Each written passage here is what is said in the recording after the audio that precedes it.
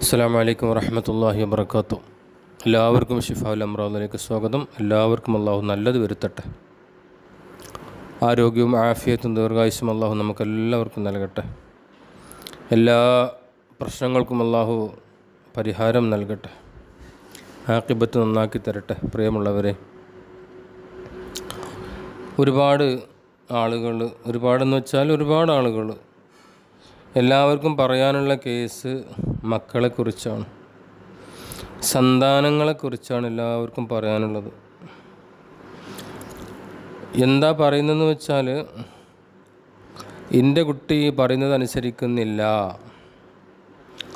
എൻ്റെ കുട്ടി മദ്രസയിലേക്ക് പോകുന്നില്ല, സ്കൂളിലേക്ക് പോകുന്നില്ല, പീടികയിൽ പോകാൻ പറയുമ്പോൾ പോകുന്നില്ല, നിസ്കരിക്കാൻ പറയുമ്പോൾ നിസ്കരിക്കുന്നില്ല, പ്രാർത്ഥിക്കാൻ പറയുമ്പോൾ പ്രാർത്ഥിക്കുന്നില്ല, ഉമ്മയോടും ഉപ്പയോടും ചാടിക്കളിക്കാണ്, ദേഷ്യപ്പെടുകയാണ്, കൂടെപ്പിറപ്പിനോട് ചാടിക്കളിക്കുകയാണ്, പ്രശ്നങ്ങൾ ഉണ്ടാക്കുകയാണ്, അനുസരണം തീരെ ഇല്ല. ഇങ്ങനെ ഒരുപാട് നേരം മൊബൈലിൽ കളിക്കുകയാണ്, നമ്മളാരും പറയുന്നത് കേൾക്കുന്നില്ല എന്ന് പറഞ്ഞ് നമ്മളെപ്പോലത്തെ ആളുകൾക്ക് ഫോൺ വിളിക്കും. അപ്പോൾ ഇവിടെ നമ്മൾ മനസ്സിലാക്കേണ്ട ഒരു കാര്യം, ഒരുപാട് കാര്യങ്ങളെ ചുരുക്കി പറയാം. ഈ സ്ത്രീകളാണ് ഇതിൽ കൂടുതൽ ശ്രദ്ധിക്കേണ്ടത്, ഉമ്മമാർ. അതിൽ ചില ഉമ്മമാർ നമ്മൾ കണ്ടിട്ടുണ്ട്,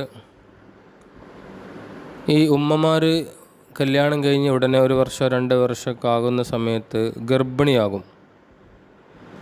ഈ ഗർഭിണിയാകുന്ന സമയത്ത് ഈ ഉമ്മമാർ ഒരു കുഞ്ഞിനെ വയറ്റിൽ ചുമന്നുകൊണ്ട് ഈ ഉമ്മ ദീനി പ്രവർത്തനം കുറവായിരിക്കും. അതായത് നിസ്കാരം, നോമ്പ്, ഖുർആനോത്ത്, സ്വലാത്ത്, ദിക്ർ, പ്രാർത്ഥന കുറവായിരിക്കും. അതിന് പകരം ഗർഭിണിയായ ഈ സ്ത്രീ കൂടുതൽ നേരം മൊബൈലിൽ സിനിമയും സീരിയലും റീൽസും ഷോർട്സും കോമഡിയും ഒക്കെ കണ്ടുകൊണ്ട് കുറേ നേരം അങ്ങനെ നിൽക്കും. ഗർഭിണിയായ ഈ പെണ്ണ്, ആ പെണ്ണിൻ്റെ വയറ്റിലുള്ള കുഞ്ഞ് 4 മാസം 5 മാസം 6 മാസം 8 മാസമൊക്കെ ആകുമ്പോഴൊക്കെ ഇതന്നെ പണി. ഈ വയറ്റിലുള്ള കുഞ്ഞ് ഇതെല്ലാം കാണുന്നുണ്ട്, കേൾക്കുന്നുണ്ട്, അറിയുന്നുണ്ട്. ഈ മൊബൈലിലുള്ള സംസാരങ്ങളും അതിൻ്റെ സൗണ്ടുകളും എല്ലാം ഉമ്മ ചെയ്യുന്നതൊക്കെ കുട്ടി അറിയുന്നുണ്ട്. ആ കുട്ടി ഭൂമിയിലേക്ക് ജനിച്ച് വീണ് കഴിഞ്ഞാൽ പിന്നീട് ആ ഉമ്മ എന്താണോ ചെയ്തത്, അങ്ങനെയുള്ള താല്പര്യങ്ങളൊക്കെ ഈ ജനിച്ച് വീഴുന്ന കുട്ടിക്കും ഉണ്ടാകും. മാത്രമല്ല, നമ്മളെല്ലാവരും കണ്ടുകൊണ്ടിരിക്കുന്ന ഇപ്പോഴത്തെ ഒരു അവസ്ഥയാണ്, ഉമ്മമാരും ഉപ്പമാരും വല്യമ്മമാരും വല്യാപ്പമാരും അടക്കം ഒരു 60% ആളുകളും കുട്ടികൾ നമ്മിൽ നിന്ന് ഒന്ന് ഒഴിഞ്ഞു നിൽക്കാൻ വേണ്ടി, അല്ലെങ്കിൽ കുട്ടികൾ ഭക്ഷണം കഴിക്കാൻ വേണ്ടിയിട്ട്, അല്ലെങ്കിൽ കുട്ടികൾ അനുസരിക്കാൻ വേണ്ടിയിട്ട്, അല്ലെങ്കിൽ നമുക്കെന്തെങ്കിലും ജോലി ചെയ്യാൻ വേണ്ടി കുട്ടികൾ അടങ്ങിയിരിക്കാൻ വേണ്ടിയിട്ടൊക്കെ നമ്മൾ ചെയ്യുന്ന പണി എന്താ? വേഗം നമ്മളെ മൊബൈൽ ഓണാക്കി കുട്ടിക്കട് കൊടുക്കും. കുട്ടികൾ ഈ 2 വയസ്സും 1 വയസ്സും 3 വയസ്സും പ്രായമുള്ള ചെറിയ കുഞ്ഞു കുട്ടികൾ ആ മൊബൈലിലൂടെ യൂട്യൂബിലൂടെയും മറ്റു കാര്യങ്ങളൊക്കെ കണ്ട് കേട്ട് അറിഞ്ഞ് ആ കുട്ടി റീൽസൊക്കെ കണ്ട് ഓരോ സെക്കൻഡിലും മറിയുന്ന ഓരോ അവസ്ഥകൾ കണ്ട് കുട്ടി പഠിക്കുകയാണ്. പിന്നെ പിറ്റത്തെ സമയം കുട്ടി ചോറ് വേണ്ട എന്ന് പറയുമ്പോൾ വീണ്ടും ഉമ്മ മൊബൈൽ കയ്യിൽ കൊടുത്ത് അത് ഓണാക്കി കൊടുത്ത് കുട്ടിക്ക് ചോറ് കൊടുക്കുകയാണ്.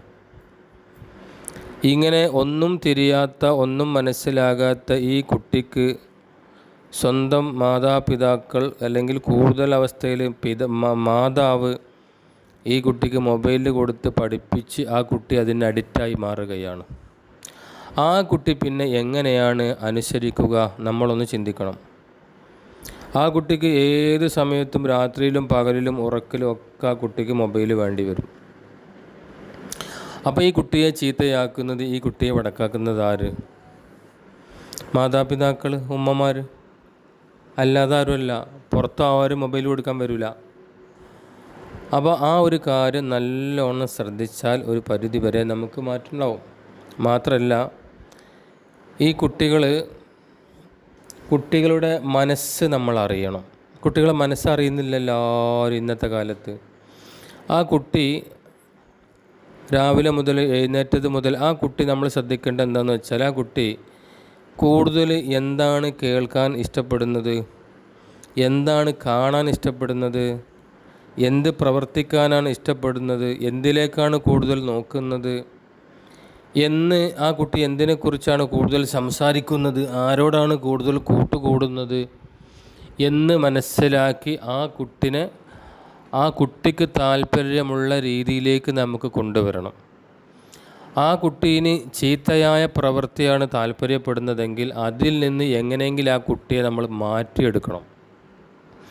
നല്ലതാണെങ്കിൽ ആ കുട്ടീനെ അതിന് പ്രോത്സാഹിപ്പിക്കുകയും വേണം. അപ്പോൾ ചില കുട്ടികൾക്ക് അങ്ങനെയാണ്, വീട്ടിൽ മാതാപിതാക്കൾ ഉമ്മാരും ഉപ്പാരും അങ്ങോട്ടും ഇങ്ങോട്ടും ചീത്ത പറയലും, പറയാൻ പറ്റാത്ത വാക്കുകൾ പറയലും, അടിക്കലും, പല പ്രശ്നങ്ങളും പല വീടുകളിലുണ്ടാകും. അതൊക്കെ കുട്ടികൾ കാണും, അതേപോലെ ചെയ്യും. അപ്പം നമ്മൾ എങ്ങനെയാണോ നമ്മുടെ വീടുമായി നമ്മുടെ കുടുംബവുമായി ജീവിക്കുന്നത്, അതിനനുസരിച്ചായിരിക്കും ഈ ചെറിയ കുഞ്ഞു കുട്ടികൾ കാണുന്നതും കേൾക്കുന്നതും പഠിക്കുന്നതും. നമ്മൾ ചീത്ത വാക്കുകൾ ഉപയോഗിക്കുകയാണെങ്കിൽ ആ കുട്ടികൾ അത് ഉപയോഗിക്കും. നമ്മൾ ചീത്ത കേൾക്കുകയാണെങ്കിൽ അതും ആ കുട്ടിക്ക് കേൾക്കാൻ താല്പര്യം ഉണ്ടാവും.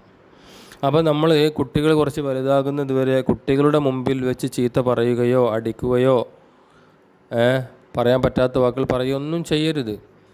നമ്മൾ ഭാര്യയും ഭർത്താവും മക്കളും നല്ല സ്നേഹത്തിൽ നിൽക്കുക. കുട്ടികളെ മനസ്സ് നമ്മളറിയാം.